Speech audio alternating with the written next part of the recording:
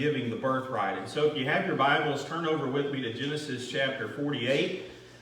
That's going to be the text for our study. Lord willing, the week after next, we'll look at the rest of the 2 chapters in the book of Genesis and finish out the story of Joseph. Now, Joseph, I kind of mentioned this when we began these studies. Obviously, you're focusing on one main character, but as you go through those stories, you're going to come across different Bible characters. You're going to come across part of their story that's intermingled with the story. The main character in these chapters in Genesis is Joseph. But obviously, as we've read through and studied the character of Joseph, Jacob is no stranger in this story. And so Jacob is the father of Joseph, and he's one of those people who keeps reappearing in this story or this narrative that's been given. Now, Jacob, thus far in our studies, he's lived 147 years old. That's on earth. His physical life is now getting ready to come to an end.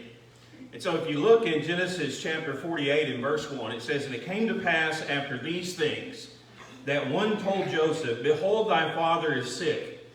And he took with him his 2 sons, Manasseh and Ephraim." There's a couple of things that I deduce from reading this verse. First of all, this was no ordinary sickness. It's very obvious from the things that transpire after after Joseph is told that his father is sick, that he was very, very ill and probably expecting not to make it through. I say that because he not only comes to visit his father himself, but he also brings his 2 sons, Manasseh and Ephraim, along with him. And so, it's not like when somebody has a cold, my mom or anybody in my family had a cold. I'm probably not going to go visit them, and I'm sure not going to load up the whole family and go and see them. But if there's something seriously wrong, that's usually when the whole family comes. And so you have Joseph coming there with his 2 sons, and he rushes to the side of his father Jacob.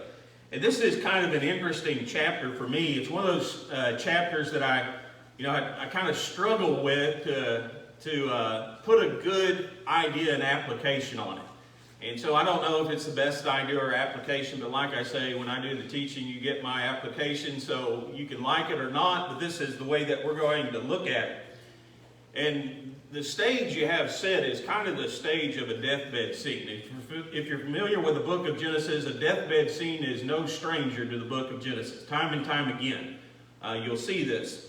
But there's 3 generations. If you think about Jacob and his bed, there's 3 generations that are standing there gathered around his bed. And as reading through this and thinking about, how it vividly reminded me of kind of the 3 ages of men. We all have the stages of life through which we have to pass. And so you have Jacob represented there, you have Joseph, the next generation, and then you have the next generation after him, Manasseh and Ephraim, all standing around this bed. And so I want us to look at it from the standpoint of this idea, the ages of man, the different ages of man that we experience, the stages through which we all must pass. And basically, when you think about Jacob, like I said, he's kind of on his last leg here. He's not going to make it. And so he's a man who we would look at as being a man whose prime is in his past. And there's several things that really draw that out in the story or in the description that's given of Jacob here. First of all, if you look in verse 2 of Genesis 48, it says, "And one told Jacob and said, Behold, thy son Joseph cometh unto thee. And Israel strengthened himself and sat upon the bed." You read about it just like it took all of his strength for Jacob to even set himself up so that he can prepare to speak to his son Joseph and his grandsons for probably the last time. And it's the way of man. I mean, the physical part of man, our physical abilities and powers, they wear out. That's the way that God made us and designed us. Our bodies aren't made to last forever. And so it took great effort for him just to be able to sit up and to have this conversation with his son and with his grandsons. As I get older and older, I'm reminded of that fact more and more. Body ain't what it used to be. Think about strength. Sometimes now, I used to think I was pretty strong, But sometimes now it's even a struggle to open a jar. Anybody else have that experience? I mean, used to, you just grab it and twist off the top, no problem, right? And I notice as I'm getting older, my hearing's getting worse. I worked for a number of years around equipment, and I did not wear ear protection, and I paid the price for it. People will say something, and I'll be straining, just to grasp every word that they're speaking. The eyesight dwindles. Every time I go to the eye doctor, I'm reminded. The eye doctor tells me, the optometrist says, well, your sight's gotten worse. They've never said it's gotten better. But, you continually, you're reminded of these things through life. The physical body is wearing down, isn't it? It's wearing out. The strength is dwindling from it. And even times, your mental capacity, your mind, you understand it's just not as sharp as what it used to be. And so you look at Jacob, and that's the condition that he's in. His body is dwindled down. In fact, if you look in verse 8, it says there that Israel beheld Joseph's son and said, who are these? And Joseph said unto his father, they are my sons whom God hath given me in this place. Now notice verse 10. He tells us why he asked that question. It says, now the eyes of Israel were dim for age, so that he could not see. Here he was an old man. He couldn't see like he used to be able to see. His eyesight, he's really almost blind, I guess you could say. And he hears Joseph, and he's speaking with him, and he can probably make out these two dim figures standing beside Joseph. But he can't really see who they are, and so he says, who are those two people who you've got standing beside you? And of course, Joseph has to tell him, well, those are your own grandsons. So you have this man who's, obviously his body is going downhill. You also think about, it's kind of interesting to me as I read through this chapter, some of the vocabulary that Jacob uses as he's speaking to the next generation and then the generation after that. And if you look at verse 3, Jacob says to Joseph, he says, God Almighty appeared unto me at Luz in the land of Canaan and blessed me. Now if I were to ask you guys, hey, do you know anything about the land of Luz? Have you ever heard of that before? I would say probably the majority of us would say, well, I might have remembered hearing about it, but I can't really tell you anything about it. Well, the interesting thing about it is Jacob's using a name here that's almost 75 years old. It was a name that this place was known of in the past. Remember the story of Jacob himself, as Jacob is, he's run away and he's coming back to meet his brother Esau. And remember, he stops at a place, and the Bible says that he sets up some rocks as his pillow, and he falls asleep. And he has this vision. He sees the heavens open, he sees this ladder, and the angels descending and ascending back and forth. And the Bible tells us in Genesis 28 and verse 19 that he called that name of that place Bethel, but the name of that city at the first was called Luz. So when Jacob experienced this event, it was known by the name of Luz, but Jacob changed that name to the city of Bethel. And so it's interesting, he's talking about, how God appeared to me in Luz in the land of Canaan. Well, again, none of us would probably recognize that, but if I were to say Bethel, we might say, oh yeah, I remember that place where Jacob laid on the rocks, where he saw that vision of the angels going back and forth from heaven. And so he's calling those things by their old names. Again, the thing that if you go back and do a little bit of history, what you'll find is this event that we read about there in Genesis 28, where he changed the name to Bethel from Luz, it happened over 75 years ago. But he's still calling it this old name, and Joseph is only about 56 to 59 years old now. I don't even know if he's ever heard it called that before. But anyway, it is interesting to think about the way that he speaks. I'm reminded again of that as I grow older. I can sit here and talk to my kids, and I start telling them about something like, what in the world is that? What are you talking about? I remember Josh was asking me the other day, he said, tell me the story about you guys is when you only had those phones that you had to use your finger and turn the dial. Well, everybody remember those? Yeah, I remember those. I remember the party lines. You pick up your phone and somebody else might already be on it. You'd have to hang up and wait your turn. It's just like you lived in a different time in a different place than what the world is in today. I remember Well, I know it was. I saw Joel Carey the other day. I know many of you know that. He helps out sometimes with our Bible camp, a tremendous influence there. But he said he was talking to his 21-year-old daughter, and he mentioned Juan Valdez. If you don't know, all these young girls are like, what? Who's that? Juan Valdez, it's the picture, the representation of the picture for coffee. You can go home, you can look it up, you can Google it, you can find out. But he mentioned Juan Valdez, and his 21-year-old daughter said, who in the world is Juan Valdez, you know? It's just like you lived in this different time in this different place. And so I'm reminded of that. You know, the older I get, the more my vocabulary tends back toward the things that we knew, the things that we understood. And so you see that with Jacob, this man of the past. Of course, we also know that people who live to be a full life have many tragedies that they have to experience in this life. In verse 7, he talks about one of these. He says, as for me, when I came from Padan, Rachel died by me in the land of Canaan in the way, when yet there was but a little way to come to Ephraim. And I buried her there in the way of Ephraim, the same is Bethlehem. You know, there were a lot of tragedies that Jacob had to experience in life, but probably one of the most painful that he did experience was the death of his beloved wife, Rachel. Not only did he love her very dearly as his wife, he was the mother of his beloved child, Joseph. And you think about tragedy. You know, one of the hardest things that all of us have to do in life, and the longer we live, the more we experience it, is burying those who we love the most. And so if you live long enough in this life, you're going to be able to tell about some great tragedies that you had to go through, that you had to experience. But he also talks about some blessings that he got to enjoy. Notice in verse 11, it says, and Israel said unto Joseph, I had not thought to see thy face, and lo, God has showed me also thy seed.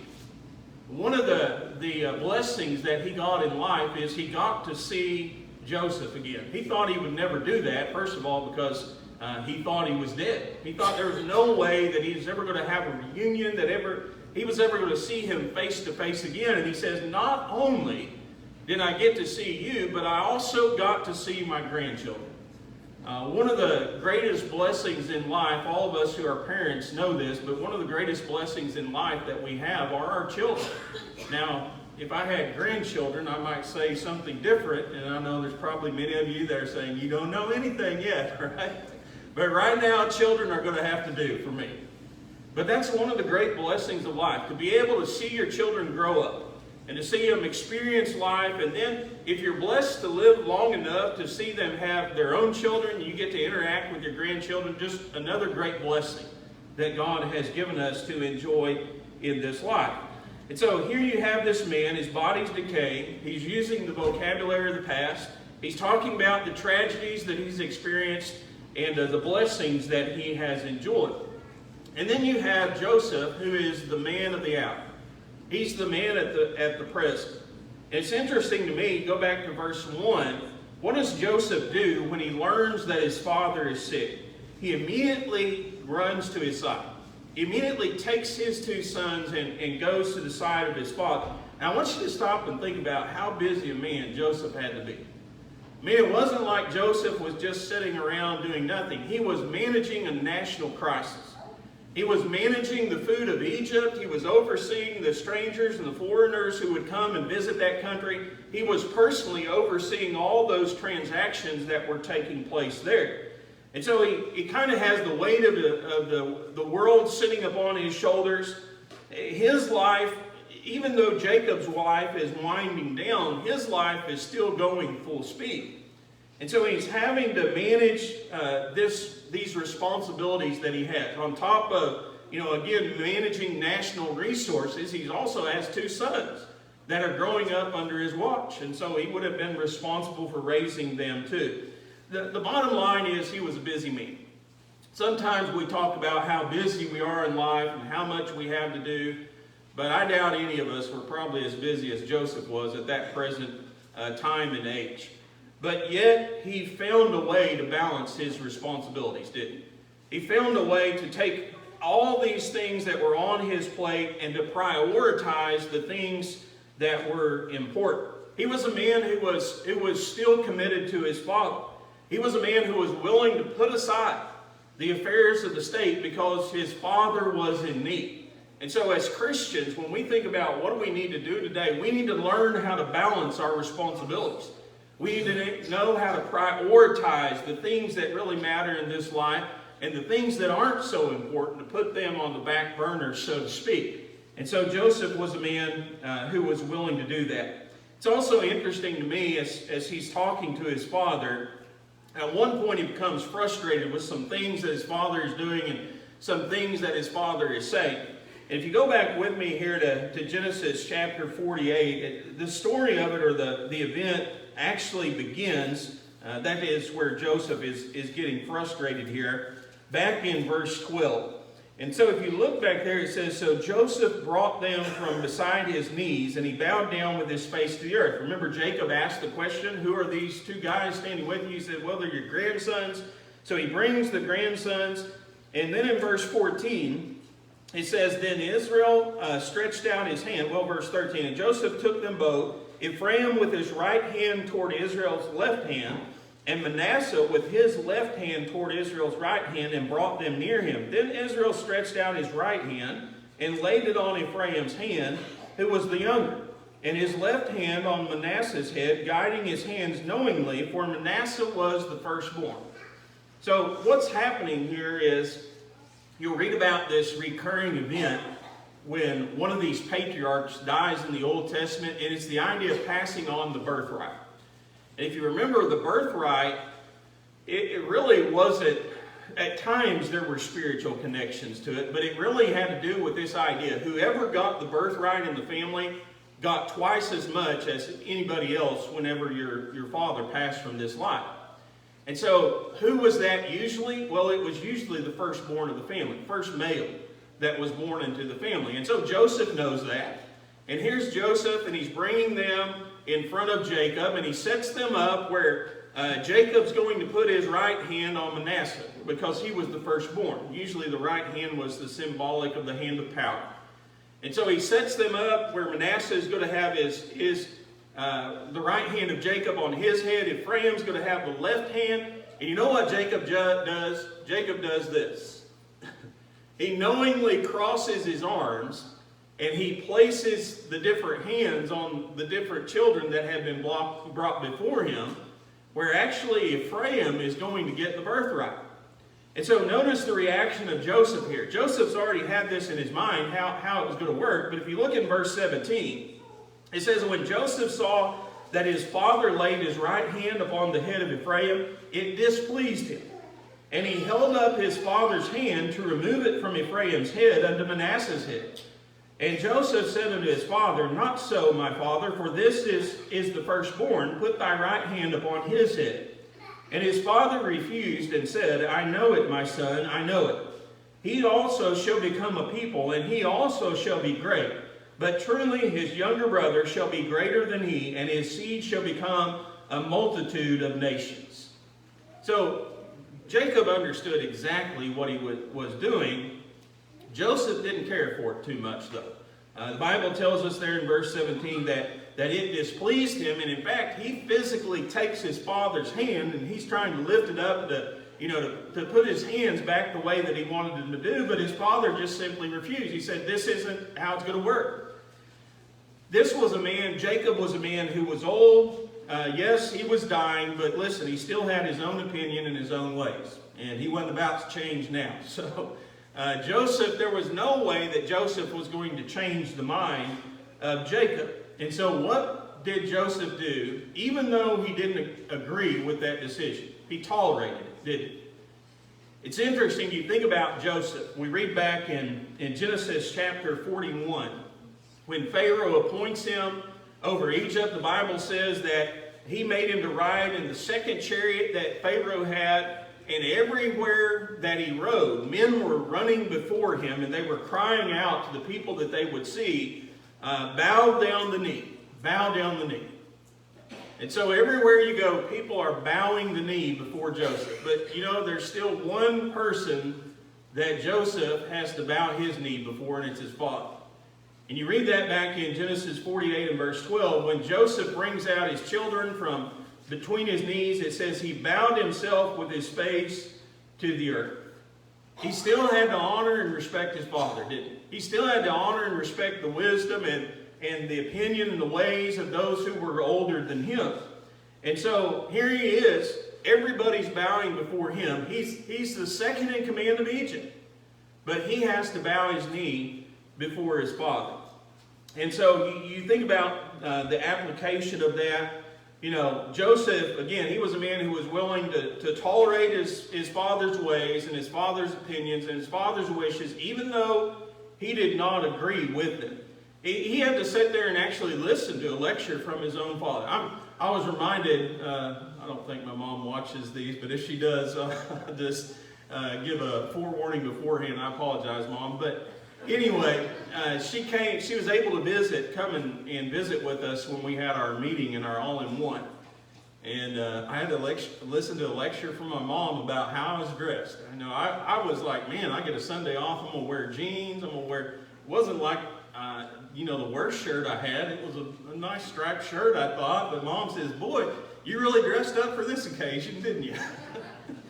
One thing that you learn is no matter how old you are, you're still going to be a child. And Joseph was still a child in the eyes of his father. And so even though you have all these people who are paying him honor and respect and bowing their knee before him, he has to bow to the wishes and the ways of his own father. And so was he frustrated? Yeah, he was he? Was he displeased? He was. But not enough to make a big issue out of it. The third thing is we learn that as you get older, you have to be willing to take on new responsibilities. And so you rewind a little bit and go back to Genesis chapter 47. And Joseph had to do some things that he hadn't had to do thus far.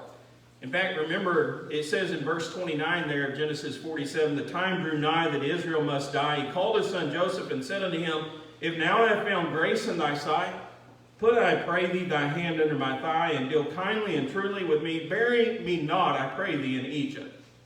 But I will lie with my fathers, and thou shalt carry me out of Egypt, and bury me in their burying place. And he said, I will do as thou hast said.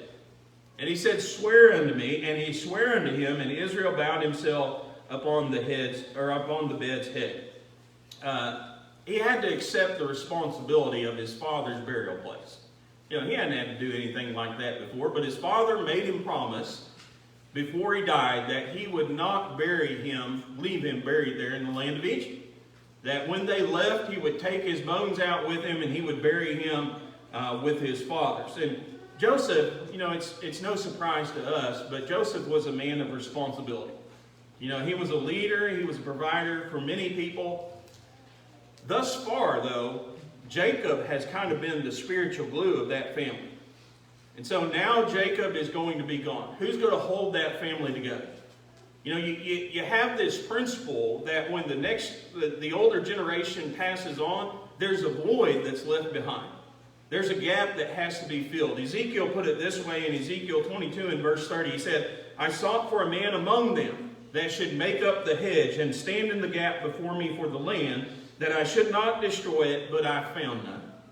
There's this idea of God's defense. There's this line of defense that's standing there, and what happens when a soldier falls down? Another soldier has to step up, don't they? They have to fill in the gap. They have to stand in and complete the line.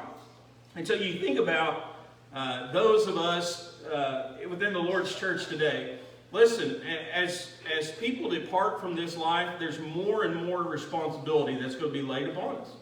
And we're going to have to be willing to take on new responsibilities. Things we may not have even done before.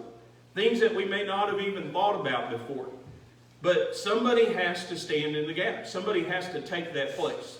And if we're not willing to fill that gap, then the line is going to be broken. And so you see that in the life of Joseph. You see a man who's willing to step in the gap, to fill in the hole, and to take on new responsibilities. And then the third idea or generation that I want to talk about are those of the future, and that's represented by Manasseh and Ephraim.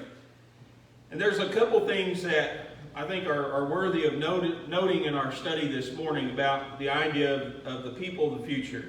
And the first one is this. We've got to realize that the young people are the future of the Lord's church today, the Lord's family. No, it's not, sometimes I think when we think about the young people, we say, well, in 10 years now, they need to start stepping up. No, they need to start right now. And it's kind of interesting when you read about this family. If you go to verse 5, it says, "Now the two sons, Ephraim and Manasseh, which were born unto thee in the land of Egypt, before I came into Egypt, are mine." This is Jacob talking to Joseph. He said, "They're mine." I want you to understand that. As Reuben and Simeon, they shall be mine. You understand what he's saying there? They are my sons. I don't look at them as being my grandsons. I look at them as being my sons. They are just as much a son, a child to me, as Reuben and Simeon are to me. And you think about the implications of that. At first glance, a lot of people think, well, Joseph got gypped, right? Because when you think about the land of Israel and how it's divided up, you know what tribe you don't see a name by? Joseph. Wasn't he one of the 12 sons of Israel? Yeah. But do you know who you see a name of? Manasseh and Ephraim. Those are the two sons of Joseph. Joseph got the double portion, remember? The double birthright, or twice as much as anybody else. And so Jacob is actually doing him a favor because he says, I'm going to adopt these two children that you have as my own children, as my own son. And so he recognized them as being part of his family. He recognized them as being God's chosen people. And he knew that the time was going to come when these young men would have to take the place of the older men, but he made sure to include them, to treat them as being part of God's family. And that's a great lesson for us today when we think about our young people. It's not one day they're going to be part of the family. They're part of the family right now. And we need to treat them, we need to honor them by doing such. And we need to understand, listen, they're going to be the future of the church. So we need to be helping them as much as we can right now. The second thing that I want to point out is don't fail to pass on our experience and our knowledge. And that's something that Jacob does with Manasseh and Ephraim. In verse 20 of Genesis 48, it says, He blessed them that day, saying, In thee shall all Israel be blessed, saying, God make thee as Ephraim and as Manasseh. And he set Ephraim before Manasseh, and Israel said unto Joseph, Behold, I die, but God shall be with you, and bring you again unto the land of your fathers. I know there's always, when the older generation looks at the younger generation, there's always a little bit of, maybe I should say a little bit of anxiety. And I know that when I was growing up as a child, that same idea existed because you just don't know, do you? You just don't know about the younger generation. There's so many dangers that you can think about. And I imagine those things went through the mind of Jacob. I imagine he thought about, these guys have set up a pretty good way of life here in Egypt. What happens if they decide they're comfortable where they are?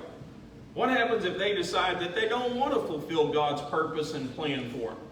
And so he passes on to them this idea of what their proper place is and what God has in mind for them in the future, the purpose that God has for them. And that's really our job as the older generation. It's to pass on in the minds of this younger generation what their proper place is in life, where they fall into this great purpose and plan that God has for each one of us. And again, older people, sometimes you look at the ways of younger people, you scratch your head, don't you? You wonder a little bit, but it always seems like they come through, doesn't it? Always seems like they acknowledge their place and understand their purpose. But Jacob was anxious to pass that on to that next generation. He knew a lot about God. And he knew about this purpose and this plan that God had for him. And he talks to them very openly about how God's plan is for them not to stay here in Egypt, but to one day come out, because he wanted that next generation to go down the right path. You look at this scene, Genesis 48 here, and there's a lot to be said, for these three ages of men that are getting together, and they're really, whether they know it or not, they're really helping each other with the peculiar burdens that each one of them had to bear. Jacob got help that he needed as he was facing death. Just the presence of Joseph and his grandson must have been a comfort for him in his difficult hour. Joseph is encouraged as he goes back to face life. Ephraim and Manasseh are strengthened. They have the future of all these promises and opportunities that have been laid before them. And this is where where the rubber meets the road, where you boil it all down. And I want us to think about, as we're ending this morning, to take a look around you today. Take a look around you and think about these three stages of men. Think about these passages of life that all of us have to go through. And I don't want to offend anybody like Dennis. Sometimes he makes jokes about us thinking that he has 1 foot in the grave, but there's the has-beens, right? There's the people who their body is decaying. Maybe they can't see like they used to be able to see. Maybe it's just all they can do to pull themselves up on the edge of their beds.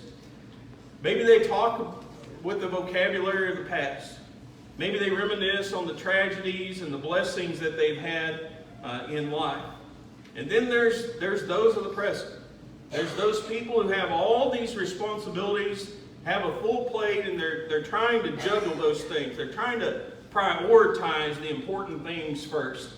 And they're trying not to become too frustrated with maybe the way that it was done in the past, or maybe the ideas and opinions that people held, or the way that people did things. But they're willing to take on new responsibilities. They understand that somebody has to step up to fill the line, to fill the hole in the gap. And then you have the wilderness. You have the future of the Lord's church, God's family, right here among us. And as they're sitting here among us, we need to understand, listen, yeah, there'll be something in the future, but there's something right now too.